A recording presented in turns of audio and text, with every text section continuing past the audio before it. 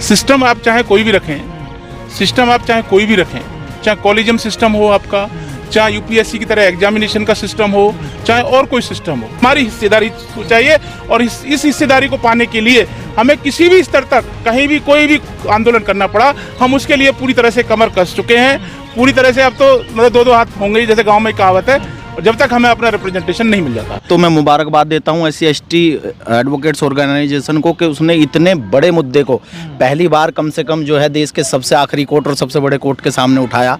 और वो इसलिए भी महत्वपूर्ण है कि अभी पिछले दिनों ऑनरेबल सुप्रीम कोर्ट ने अपने कर्मचारियों में जो है, कर्मचारी जो नियुक्त होंगे उनमें रिजर्वेशन की जो है व्यवस्था की है।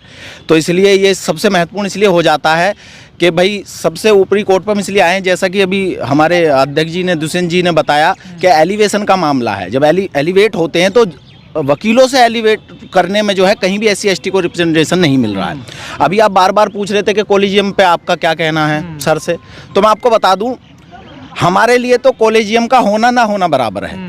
वो इसलिए है कि अगर कॉलेजियम से हो तो हमको रिजर्वेशन में लिया जाए, SC/ST को जब एलिवेशन हो तो उसका रिजर्वेशन किया जाए। 2 जज हों, 3 जज हों, 4 जज हों, जितनों को एलिवेट किया जाए उनमें एक आंकड़े के अनुसार लगभग 20 लाख से ज़्यादा जो वकील रजिस्टर्ड हैं। आपको जानकर हैरानी होगी, उसमें 20% से ज़्यादा SC/ST के वकील हैं पूरे देश में। उसके बावजूद आप अगर आंकड़ा लगाएंगे जजों का तो आप पाएंगे कि वहाँ तो कुछ भी नहीं है, किसी भी तरह का मामला नहीं है। तो हमारा कहना ये है, या तो अगर कॉलेजियम सिस्टम रहे तो हमें रिजर्वेशन में लिया जाए, वरना कॉलेजियम सिस्टम खत्म हो, आप सीधा जैसे IOR की होती है ऐसे आप जो ये कहा जाता ना फिर कि सरकार के हाथ में आ जाएगी ना जुडिशरी सिस्टम, न्यायपालिका उसका दबदबा हो जाएगा। मैं वहीं बताने जा रहा था कि या तो कॉलेजियम सिस्टम में रिजर्वेशन को लागू किया जाए।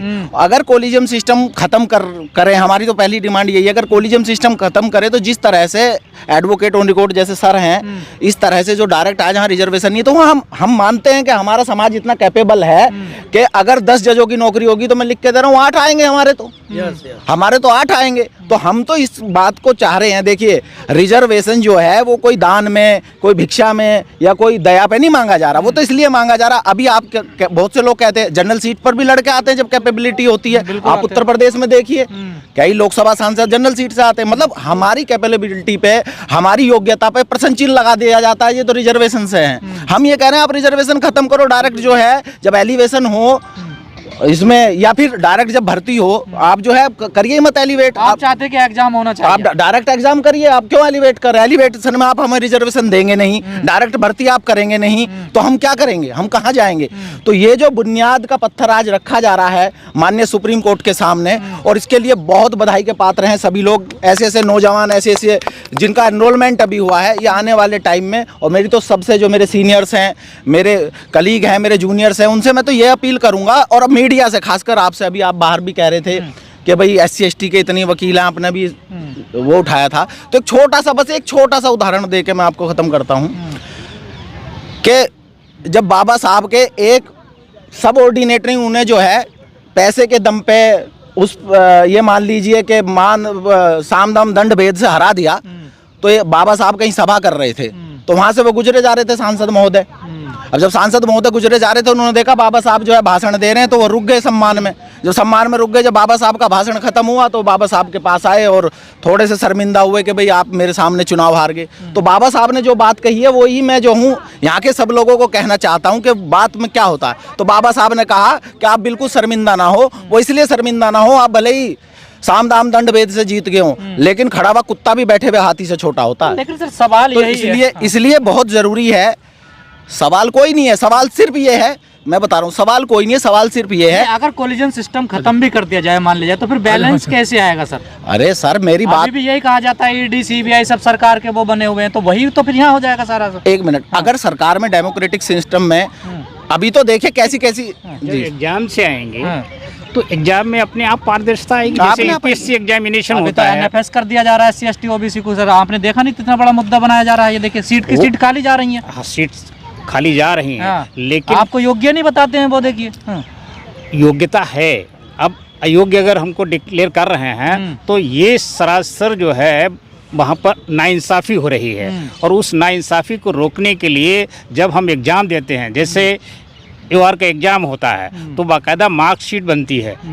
अगर मार्क्स हमारे अच्छे आए हुए हैं तो फिर कैसे हमको अयोग्य ठहरा देंगे? इंटरव्यू में निकाल दिया जाता है। यहाँ यहाँ पर जैसे यूआर के एग्जाम में कोई इंटरव्यू नहीं है, जो जिसके मार्क्स आते हैं 60% कट ऑफ रखा हुआ है, जिसके एग्रीगेट 60% आएंगे, है ना, वो पास माना जाएगा, क्वालिफाई हो जाता है। तो ऐसे ही एक सिस्टम क्रिएट किया जा सकता है कि भाई जिसके 60% या 70% या 75% जिसके आएंगे वो जजेस के लिए योग्य हो जाएगा।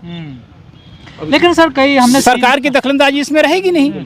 उनका भी ले लो जी आ जाओ चंद्र जी, सरकार की दखलंदाजी नहीं रहेगी इसमें। हमारे प्रिंसिपल जी मैं एडवोकेट सुरेश चंद्रा, मैं यहाँ का सुप्रीम कोर्ट का भी मेंबर हूँ वैसे बेसिकली।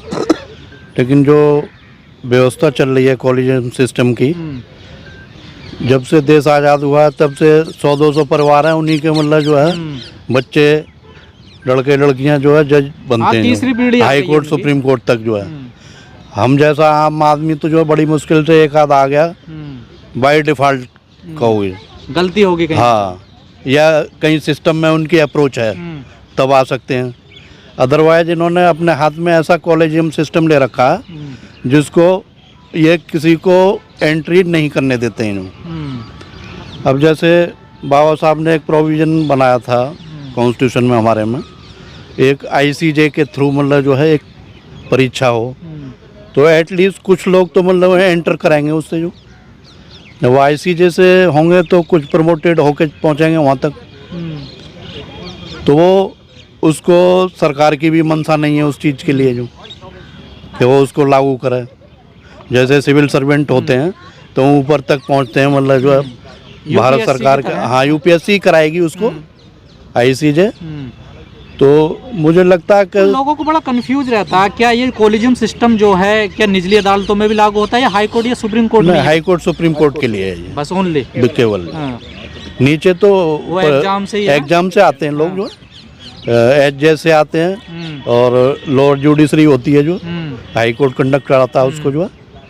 तो लेकिन सर अब दिक्कत कहाँ आ रही है? कानून मंत्री आपके हैं, सीजीआई अभी मौजूदा आपके समाज के हैं, SC/ST के हैं, वो बौद्धिस्ट हैं, तो सब कुछ तो तुम्हारे हाथ में है। ऐसे तो हमारे जो है 131-32 सांसद हमारे हैं, लेकिन वो सब जो है दही जमा के मुंह में बैठे हुए हैं संसद में। वो केवल उसके जो सरकार होती है उसके सहारे पे चलते हैं।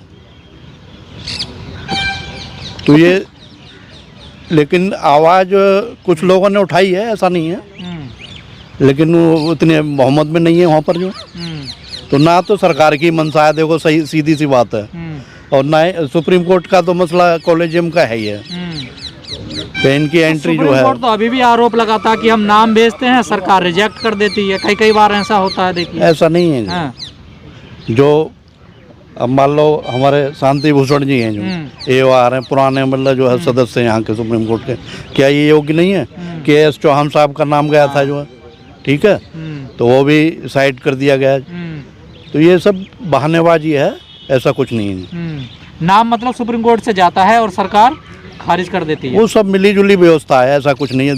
ये दिखाने के लिए है कि जो सरकार अलग है और ये सुप्रीम कोर्ट की व्यवस्था अलग है, सब गोलमाल है, सब गोलमाल चल रहा है जो।